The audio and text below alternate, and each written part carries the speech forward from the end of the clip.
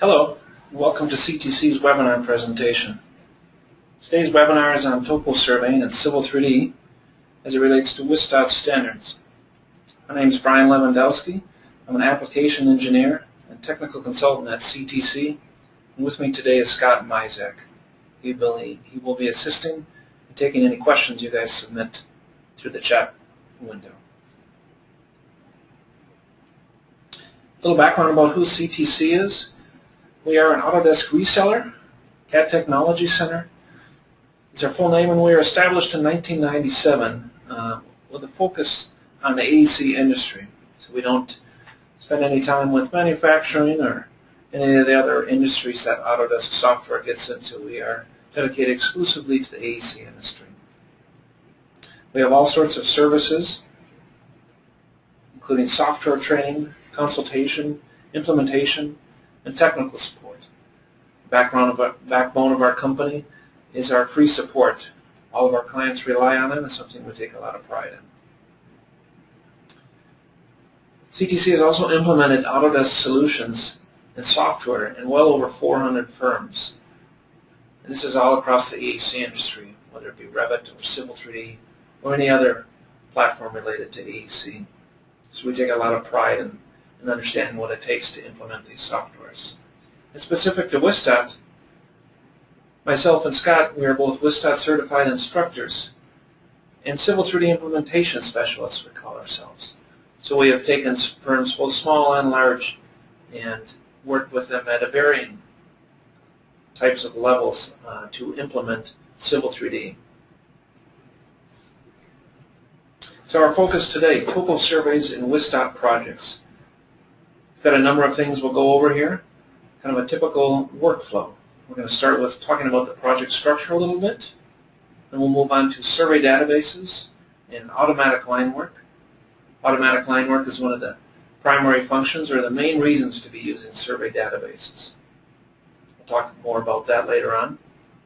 We'll get into survey points and figures, which are the objects on the screen that we're hoping to create. We'll talk about some of the WISDOT background files, so the template and other files that make things appear the way they should on the screen according to WISDOT standards. We'll also discuss surfaces and how to create them and how to edit them. And finally, we'll talk about data shortcuts. These are something that's real necessary in Civil 3D. It allows linking from data in one drawing to data in another drawing. Similar to XREFs. We'll talk in more detail later on that as well. So project structure. On the right is the required project structure for WISDOT projects. It's required. You are not supposed to modify this from what they have provided. Another requirement is that all projects reside on an N drive, followed by a PDS folder, followed by a C3D folder. Within that project folder is a survey folder highlighted on the right there, pink. And then here is where we'll put survey files, survey databases, and our drawing files, or DWGs. We'll put all that in the survey folder. So survey databases, let's talk a little bit about that. Survey database is something that's external to the DWG in Civil 3D. So most of us have some familiarity with DWGs and AutoCAD-based platforms. Survey databases are something that sit outside of the DWG, and that DWG reference to bring data in. So we'll look at importing survey point files, and we'll create what are called import events. So this is a screenshot of tool space in Civil 3D. And we'll look at creating survey points and figures.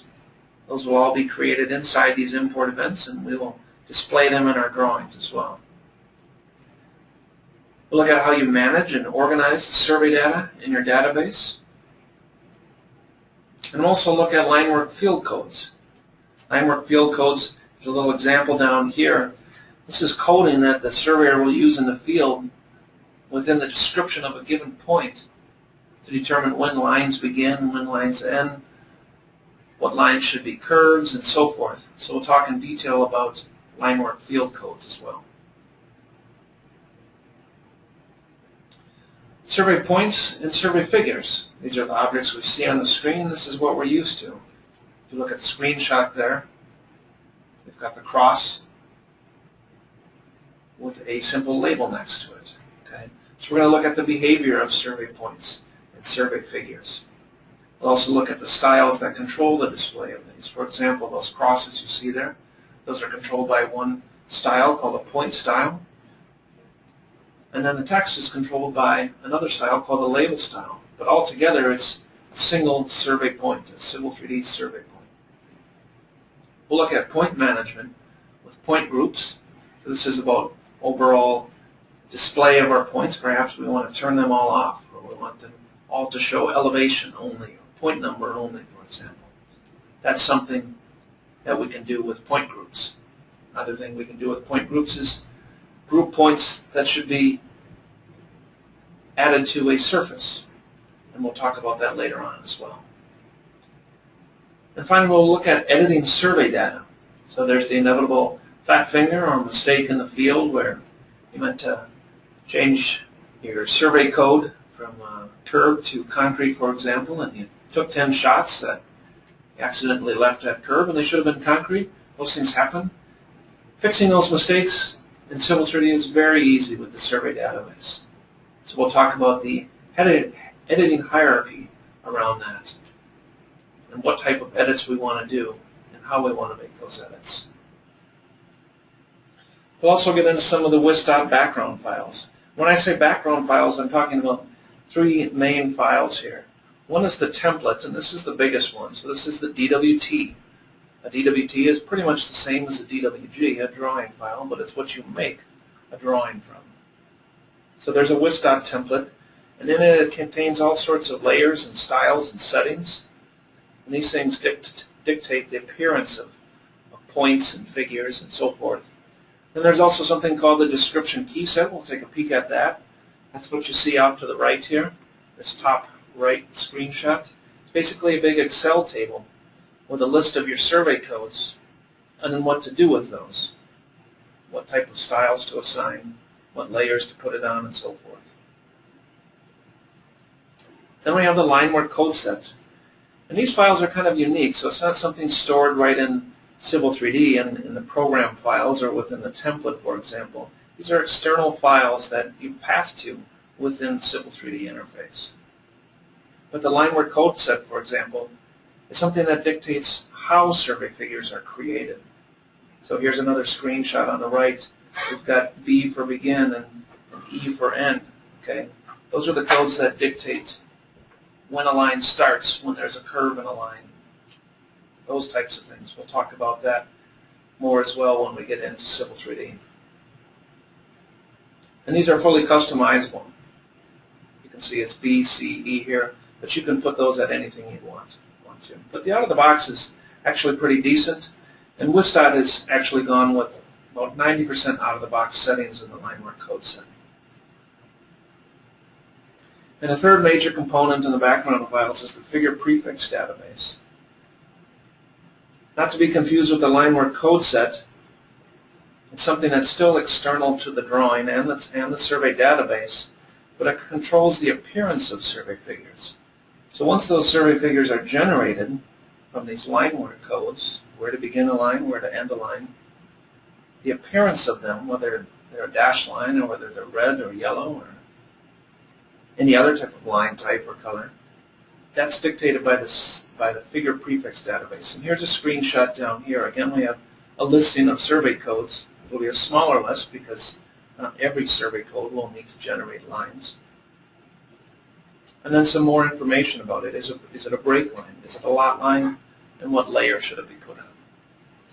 So we'll look at those in a little more detail in Civil 3D as well. We'll also get into surfaces, show you how quickly it is to make a surface from survey points and survey figures. And we'll utilize point groups to create and put the proper points inside that surface. So we want to make sure we add ground shots and concrete shots, but not top of hydrant shots and not control points, for example. So we have point groups set up in our template that automatically filter out the points that do not belong in the surface. We'll look at adding break lines to the surface, and the break lines are going to be those survey figures. So the exact same survey figures that represent the features in your topo, those are actually going to be 3D lines that will be break lines in your surface as well. We'll look at some basic surface editing, like global edits. That could be perhaps a boundary or something like that to the surface. And we'll also look at some manual edits, deleting a couple tin lines or swapping some tin line edges, for example. And LAN/XML import or export. This is a universal file type. Most people are familiar with it. It's a very nice and easy way to be sharing data, all sorts of data, but namely surfaces. It's a very nice way to export just a surface from your drawing to share with someone outside of your firm, for example. So I'll show you that option in there as well. And finally, we'll look at something called data shortcuts. Now, these are similar to external references, which is a core AutoCAD function. But with data shortcuts, it's kind of like an X reference for a single object. And it refers just to Civil 3D objects, so like a surface or an alignment. We can create what's called a data shortcut of just a single surface in a drawing. And then we can make a reference to that data shortcut in another drawing, perhaps a proposed drawing or a design drawing. So this is a key function in Civil 3D projects.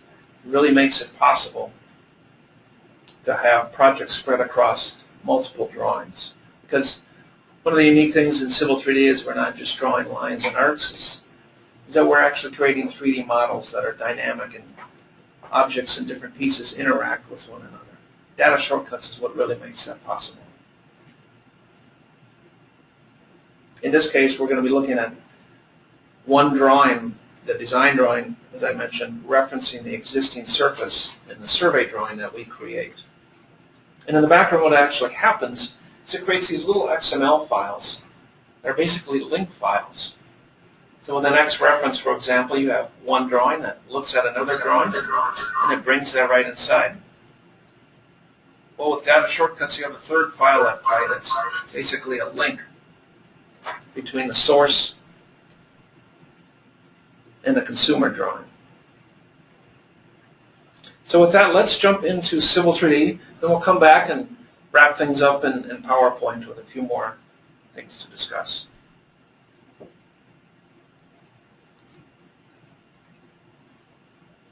So I'm in Civil 3D 2012. This is official release with WISDOT right now. So we're going to work within that. They have talked about moving to 2014 this quarter, so by the end of the year.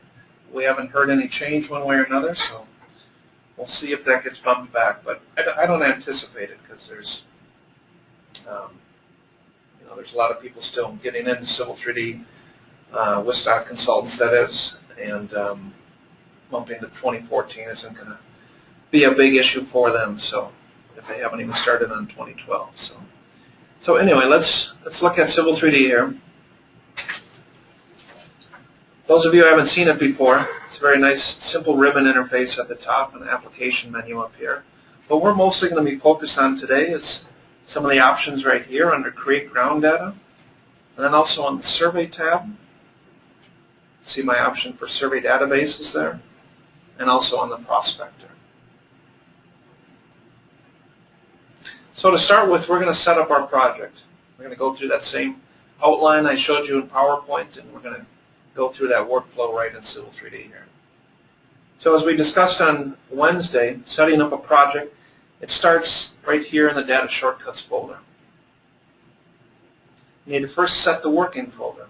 And this working folder will always be the same for your WISDOT projects. Again, it needs to be on an N drive, PDS, and then C3D. This is where all your Civil 3D projects will go. From there, we'll create a new project. And it's a little confusing. It's called New Data Shortcuts Project Folder, but read it as New Project. And the name of this is just the project number, and that will be an 8-digit number. And the key here is to turn on Use Project Template and to point to the WISDOT project template. If you hit OK, we now have a project generated in that location.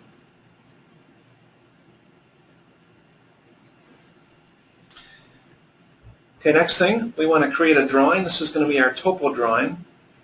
And this drawing right here was created from the WISDOT eTopog template.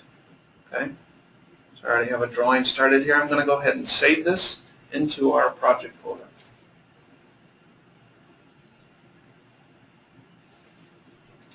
So let's browse to that N drive or the PDS folder, C3D, our project folder. And as I mentioned, we're going into base data and then survey.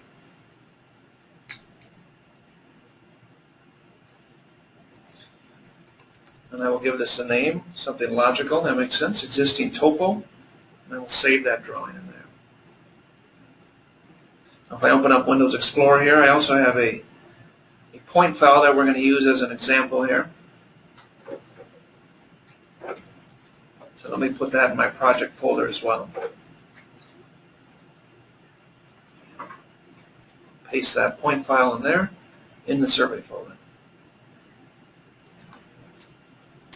I've got my drawing set up, I've got my project folder set up. Next thing what we want to do is go to the survey tab. We want to set the working folder for our survey databases. So this works opposite of drawing files, for example. A drawing, you create the drawing and then you save it where you want it to be. Well, with survey databases, you tell it where it's going to save and then you create the database. So that's what we're doing here, set working folder. And this will again be that same location we saved the drawing in. So we'll go to the N drive, into the base data, and survey. Hit OK. Okay, there's our project, mostly set up. We've got our drawing saved, we've got our survey database working folder, and we've got our overall project folder structure. So to start with, we're going to go right up here to import survey data, and this will walk us through a simple wizard to create a survey database and import a point file. You notice a few options here. I've got create new survey database. We'll click on this right away. And WISDOT doesn't specify anything real explicit here. But what I recommend is people name them SDB and then put the project number after them. Now you can put some more details in there if you want as well. The reason I say to put SDB in there is for this reason. I go ahead and hit OK, it creates my survey database.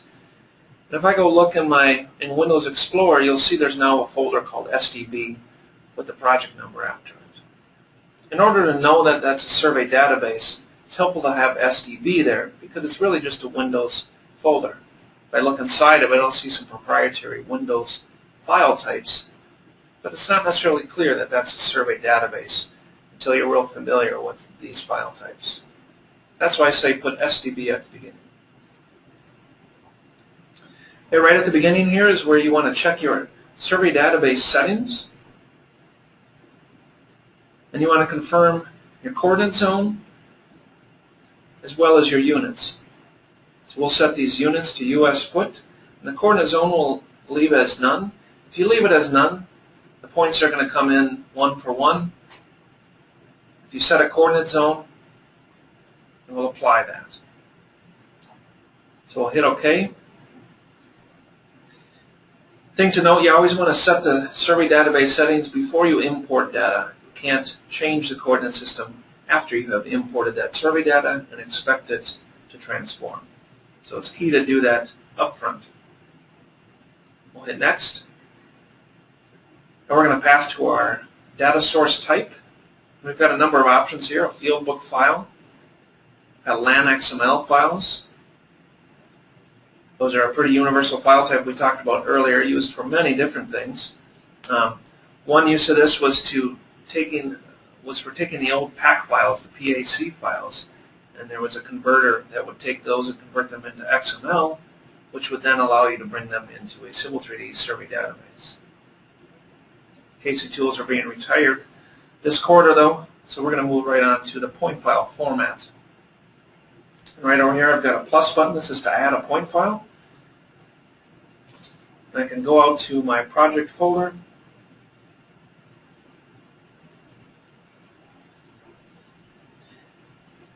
and in that survey folder I have that text file. So this could be a CSV file, any number of basic point files.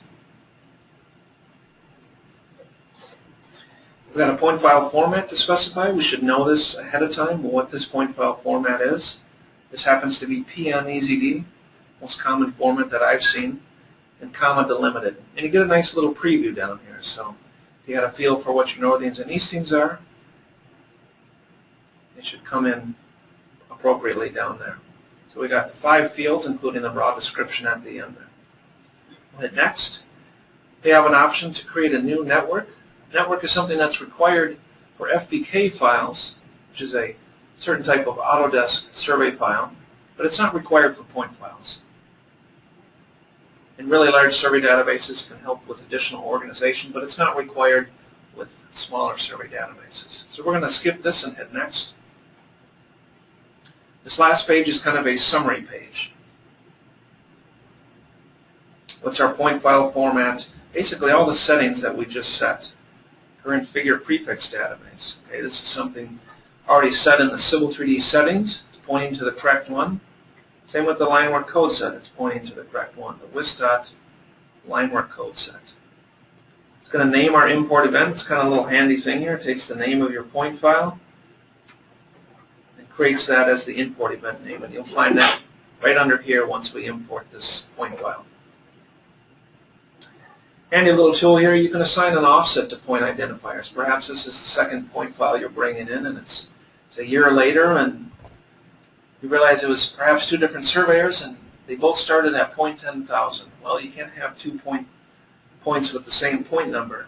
So you could come in here and add an offset, for example, and add another 10,000. And then that whole second point file would start at 20,000 and count up from there. And it actually will keep track of the original point numbers as well. So that's a nice little tool. These last options, insert figure objects and survey points. Okay, we're going to check those on. What that refers to is the survey data being actually displayed or shown in the drawing. So this is kind of an odd concept, how this works. The survey database just holds the data. It doesn't have anything about how the points in the survey figures are displayed. To be able to see them, control their appearance, that's when they have to be inserted into the drawing. So maybe a little test here. What we'll do is we'll turn off insert figure objects, and we'll see that just the points come in. And then we'll go to our survey database over here after the fact, and we'll insert those figures, and you'll see this functionality I'm talking about.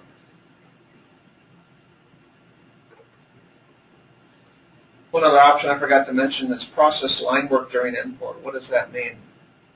Process line work means to read through those line work codes like begin line and end line and draw those survey figures accordingly. If we uncheck this, it won't do that, and it will only create survey points in the database. But what we're telling it to do is, right on the fly, create those survey figures based on those line work codes. So I can leave insert figures objects checked off, set to no. It will create them, but they will only reside in the database. So let's hit finish. You'll see my points come in. I drop my drawing scale down. So this is just the default template, the way it's set up. And we'll look at the appearance in just a second here. So I've got a whole set of points.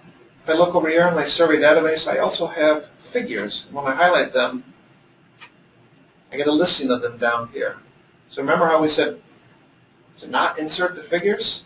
Well, I can come in here after the fact and say insert into drawing, and now those figures show up, those lines. Okay, I can remove points from the drawing, for example. Remove from drawing. I can remove those figures again. I could come back to my single import event and I could drag the whole thing into the drawing. This is the same as inserting into drawing. So as you might have guessed already, you can drag these points and figures and any number of import events in and out of any number of drawings. The core data resides in the database right here. The display of the data and your interfacing with the data happens in the drawing. So let's take a look at the survey database in a little bit more detail. There's that survey database. I gave it a name, SDB, with the project number. Under here I have import events. And you'll see if I expand the import event, I have figures and survey points here as well. So this is a window into the figures and survey points in this specific import event. And down here, this is a window into all the figures and survey points in the drawing. Excuse me, in the database.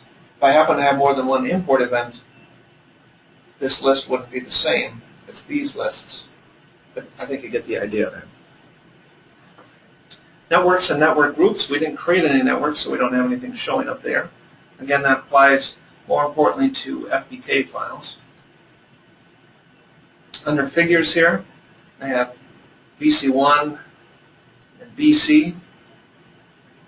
Survey points. Notice as I click on them, I get a view down here. I can also right-click on survey points and select Edit Points in the right-click menu.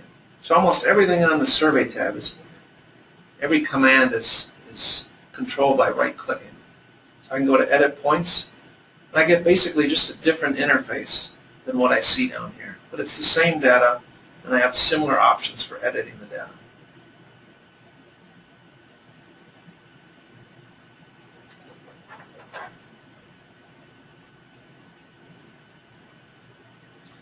Let's take a look at these points a little bit.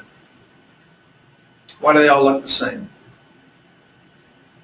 Well, we need to go to our prospector under the Point Groups tab.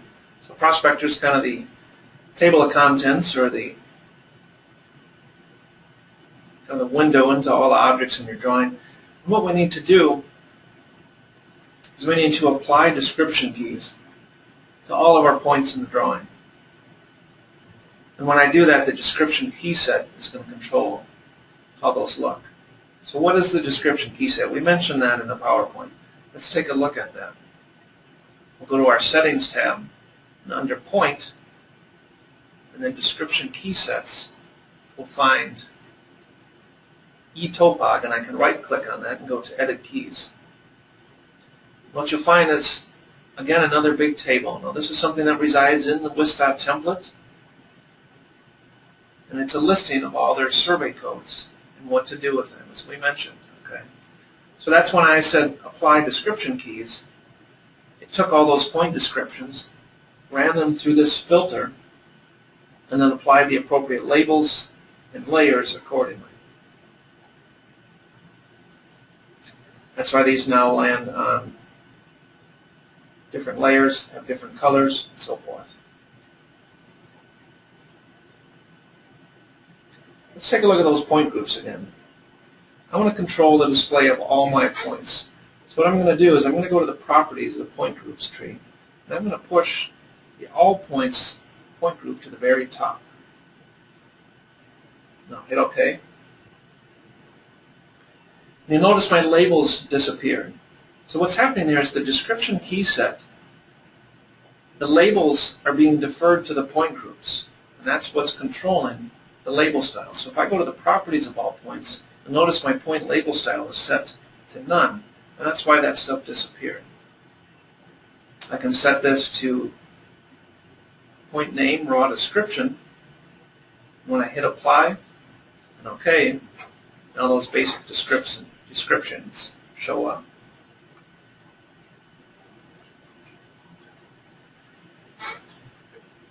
If I look at this point group, this is one that's generated automatically when you import into a survey database. You'll notice that this one had a label style of standard, and that one was labeling point number, description, and elevation. Okay. If this one had been set to none, we wouldn't have seen those labels either. Point groups are not necessarily containers that a single point belongs into. Point groups are more like filters or queries, so to speak. And if a single point belongs to more than one point group, which is the case right here, we have all points, which is every point in the drawing. And then if I look at the properties of this point group, on the Include tab, you'll see I have a list of point numbers. This is every point number in that point file that I imported. So both of these apply to every single point of the drawing, but it's the one at the top. This is the point group hierarchy, so to speak, that controls the display. Now there's a lot of ways to set up your point groups and your description key set, but it's a combination of the two that make for a really efficient workflow. And that's what WISDOT has done here, set up a number of point groups.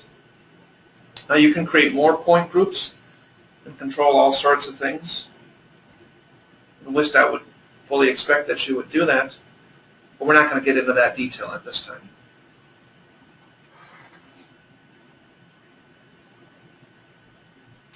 If I look at some of these points here, you're going to notice I've got some different symbols as well as different colors. Okay, it's that description key set that says when a point comes in with a raw description of MON, assign this point label style to it as well as this point style to it. So that symbol in there. That's just a basic AutoCAD block embedded in that style. Another symbol here, manhole symbols, junction box.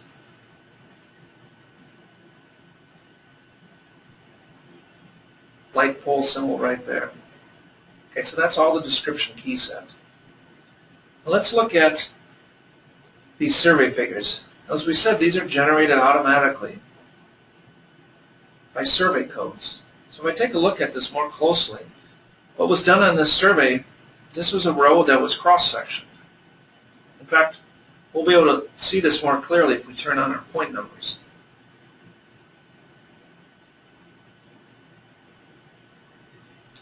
Just going to look for a point number.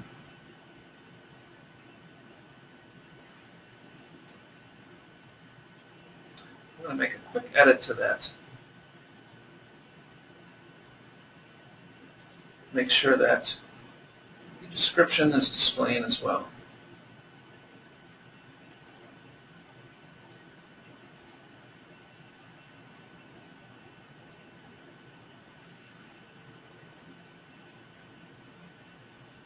And we'll drop our drawing scale down a little bit.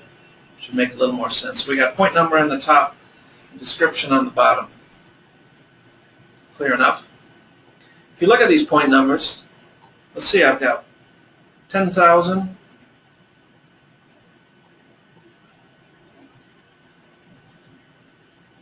got 10,000, I've got 10,002, 10,003, 10,004, 5, and they jumped up here, 7, 8, 9, 10, so we're cross-sectioning this road. And what happened here is it automatically drew these survey figures for us. Because I put a B in here. So that started the concrete line. I put CL space B, and that began the center line. And over here to differentiate so the lines don't connect to one another, I have to put a 1 after the CONC for concrete. Furthermore, if you look at this curve here, you'll notice that there's actually 3 lines drawn. So this represents the back of curve. That's what the surveyor shot. And I've got top face of curve. And I also have a flow line there. This is accomplished by some additional line work codes. These are called horizontal and vertical offset line work codes. If I take a peek on the survey tab, we go look at our line work code set. So we discussed this. This is found right here. And I edit the line work code set. Here's these codes I'm referring to, H and V, horizontal and vertical offset.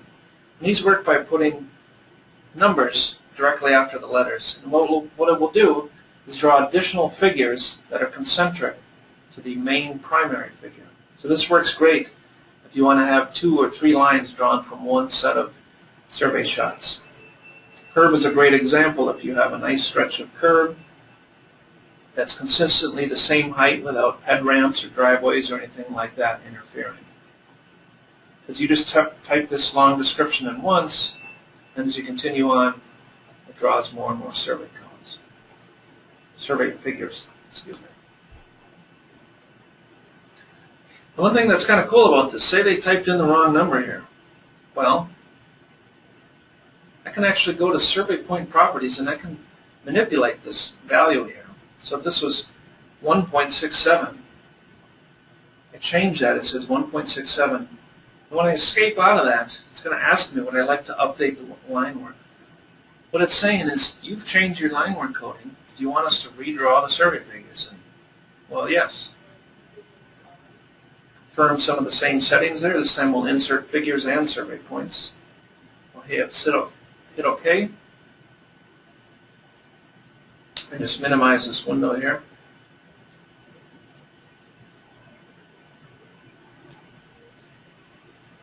And now you notice it put that line further out here. Okay, we can change it back.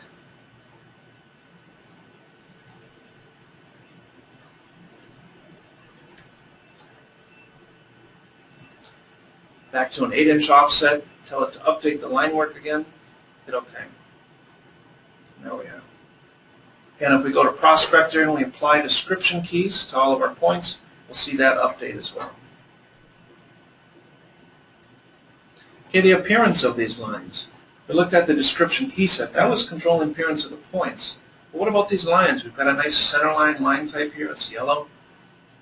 We've got a salmon colored or kind of pink colored curb lines here and yellow concrete lines. If I again go to the Survey tab and look at the figure prefix database,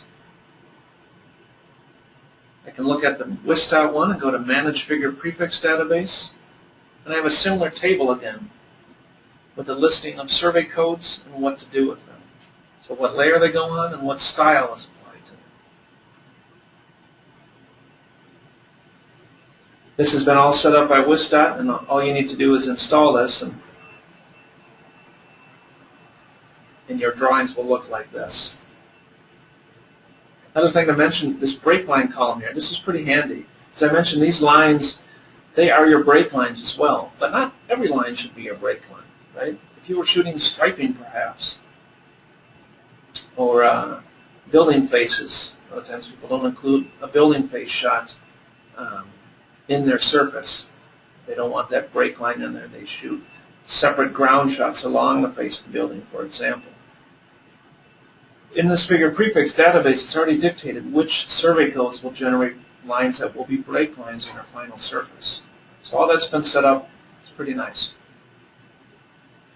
So let's look through our drawing here.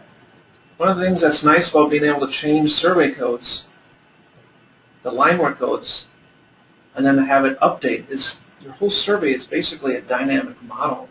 It's not just one import and then a bunch of unrelated points and figures. It's more of a dynamic model, meaning we can change these descriptions and our survey will update accordingly. So here's one, for example. This survey point, it should be concrete, but you'll notice it's CON1 instead of CONC1. Well, because it wasn't the same survey code, this line did not pick up on it. Furthermore, it should be a curve through there, and we have the curve code in there, BOC, but it didn't draw that because this wasn't even part of the figure. So simple enough change. We go into survey point properties. We put the C in there. Hit enter and say yes to update the line work. And tell it to rebuild the line work. As simple as that. It recreates that. At any point we can apply the description keys and get that to update.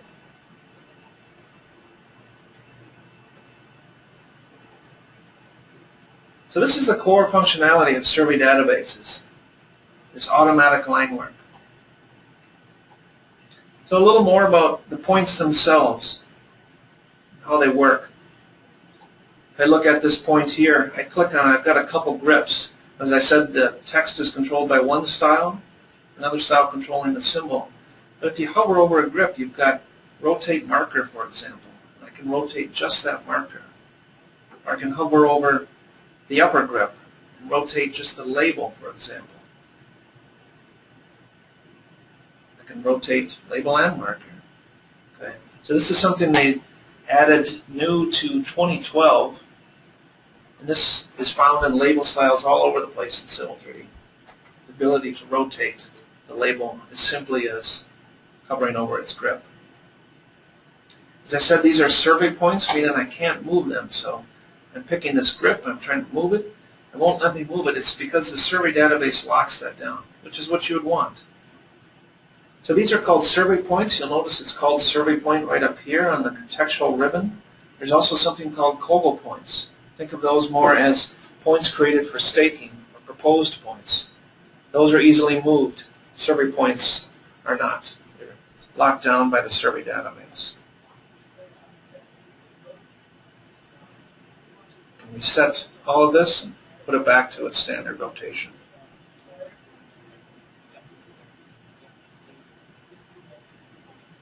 Look through more of our survey here. Notice a couple other things here. This point, BC, BOC, okay, that's beginning of curve. And again, that's controlled down here in the line work code set. You can open that again. We have BOC for begin of curve. And when you invoke those codes, it automatically draws curves in your survey figures. So BOC, the next shot is BC, BC, and then BC. And in the fifth shots, we've got a 5-point curve, BC, EOC. And what it will do is it'll make a best fit curve through there. So you no longer have to pepper those curve returns with a shot every 3 feet. Take advantage of these curve codes, take shots at key points, and it'll fit that curve right through there. So the way this survey was done, it was cross-sectioned. People can come, you can walk right up through this intersection. This whole intersection was cross-sectioned. This point right here, for example, this is a point that both survey figures go through. So the crowns of both roads come through this single point because I put in the code for CL and CL1. CL1 is the north-south crown. CL is the east-west crown. So lots of flexibility. You can put multiple codes in a single point and have multiple survey figures coming from that single point or single sets of points. So let's move forward. Let's create a surface out of these.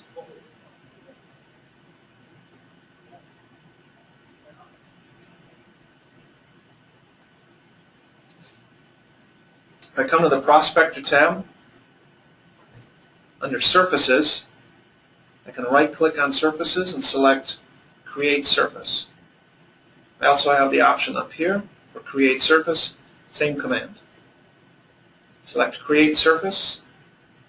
I'll give it a name. We'll call it something clever like Existing. And then just like the points, we have styles that control the display of this. And if I look in here, it's defaulting to Existing Border, but I want to see some contours. So I'm going to click here and change the style to Existing Contours, 5-foot major, 1-foot minor. Hit OK, and hit OK.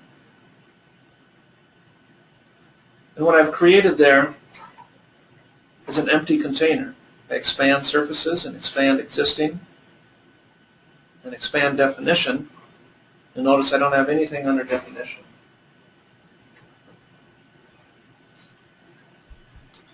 What we want to do is first add our points. Then the second thing we want to do is add our break lines. So I can right-click on point groups under my surfaces, select Add, and then highlight surface points.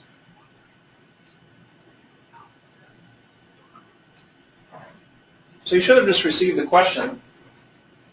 How many people have worked with surfaces in Civil 3D? I asked you another question earlier in the webinar, but I'd like to get feedback how much experience people have with this stuff. So go ahead and fill that out and let us know your experience with these tools.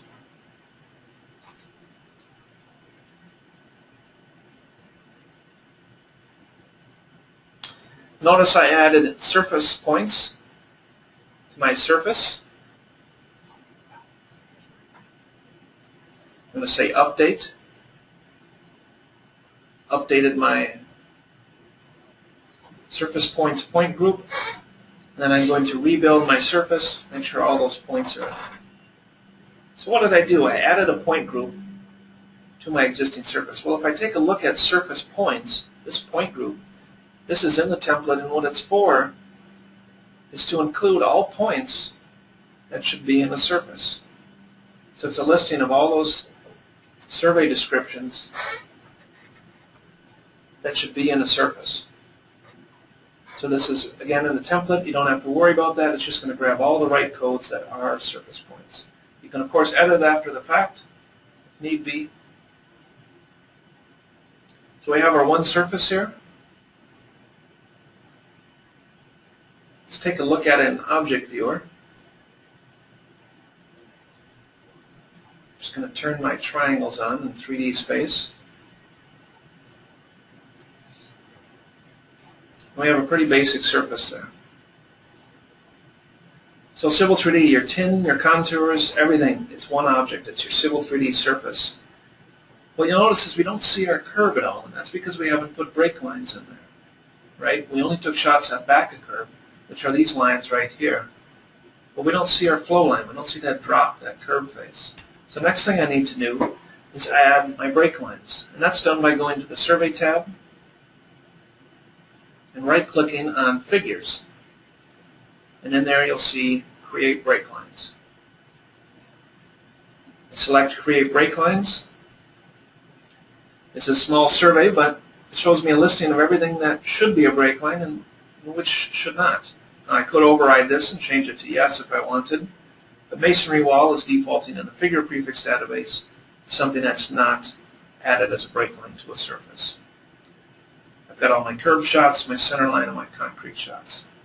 And then, of course, it's the surface that it's being added to. So I can hit OK. I get another option for adding break lines. I'm going to select the defaults here and hit OK. And now when we take a look at our surface, we should see that thing we're all familiar with, what contours look like at curved faces.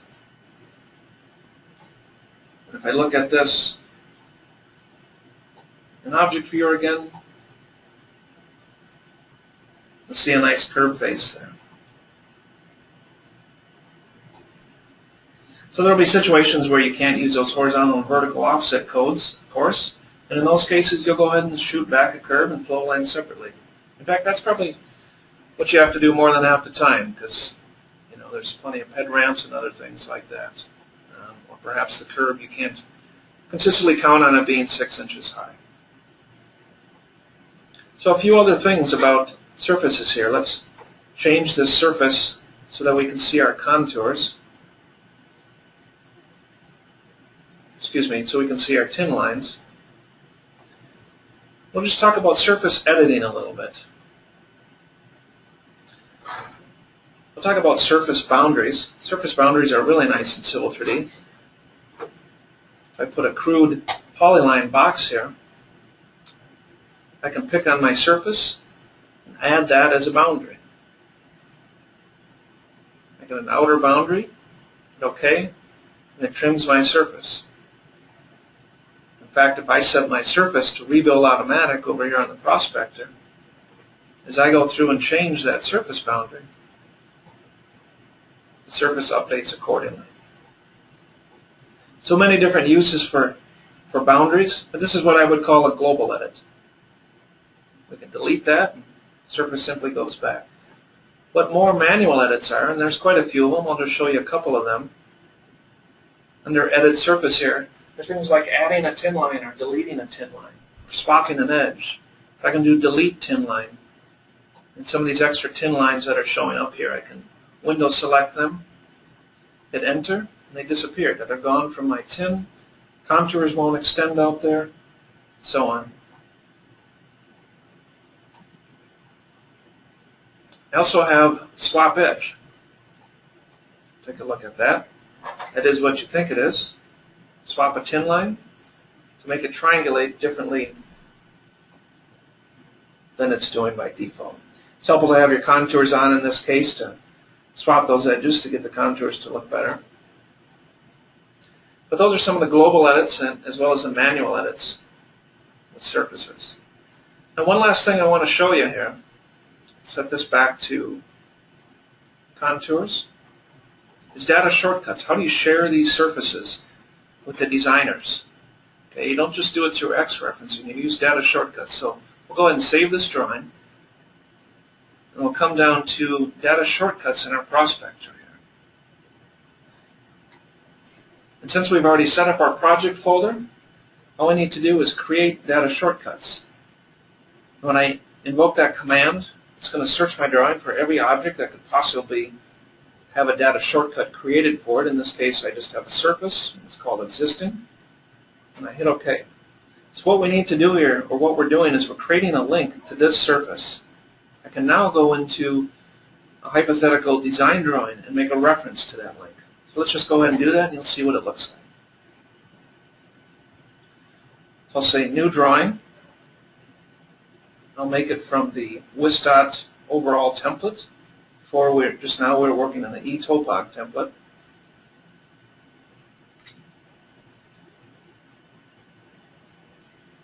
I'll go ahead and save this drawing into my project folder.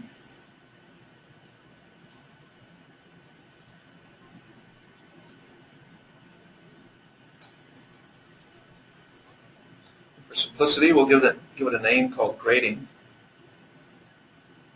And if I now come down to data shortcuts, if I'm a designer, I need to design a new roadway. I need that existing topo, right? Well, I can just simply come here once I've saved that drawing, and I can create a reference to that existing surface. And when I do that, I get a dialog box that's similar to the Create Surface, but it says Create Surface Reference. I can give it a different name. I can give it a different style than is used in the source drawing. Okay, I can also, it's defaulting to a proposed, a P layer right now. I can set that instead to an E layer. See if I can find it here quickly. E datum.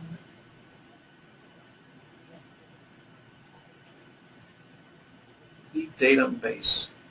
Okay. So it'll land on the existing datum. Hit OK. Hit OK. If I do a zoom extents, there's that same surface. Now, something unique about it, I pick on it, you notice I don't have edit surface. I don't have any of those options. If I look at my surfaces under my grading drawing up here, you'll see I have existing, but now there's a little kind of a shortcut icon. That means it's a data shortcut. And under it I don't have definition, which means I can't add data to it, I can't manipulate the data in it. But I can interact with that surface as though it's right in this drawing. Meaning I can add some spot elevation labels. Okay, contour labels, all sorts of things, as though it's right in this drawing. So it's not like an XREF where it's just a pretty picture.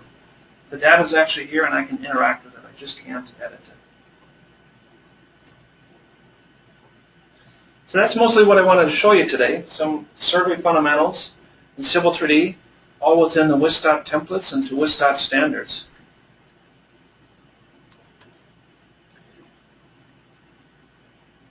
Just wanted to mention a couple other things.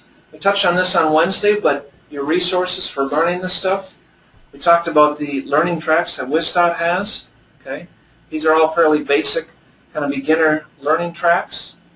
If I go right to their website, you can find all sorts of videos in these outlines right here.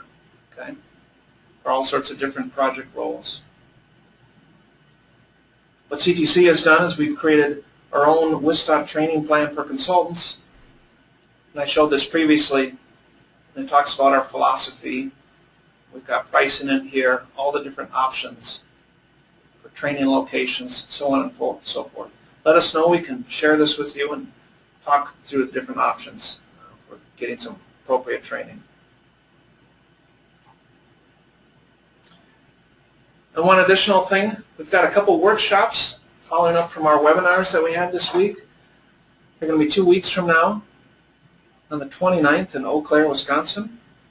We're going to dive more deeply into these topics. We're going to have our mobile training center there so people can do this stuff hands-on. And I will be there myself running these classes.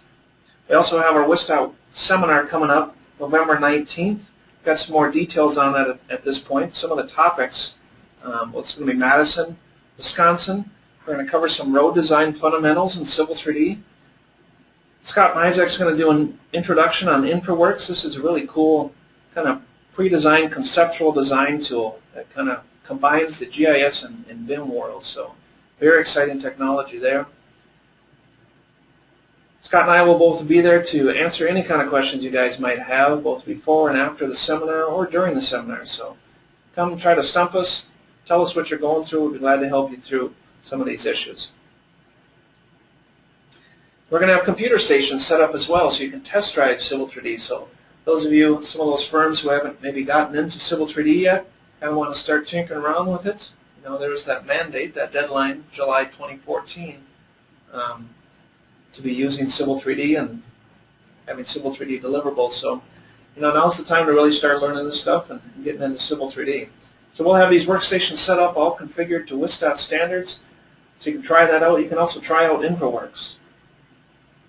In the last 45 minutes of the webinar, we're going to kind of have a free networking session with a number of information booths showing some new features in Civil 3D 2014, and then, of course, allowing people to network and ask CTC questions regarding WISDOT projects. We'll have breakfast there, refreshments, all sorts of things. So I hope to see you guys there. With that, thanks a lot for watching. As always, we'll record this webinar, and we will post it up on our website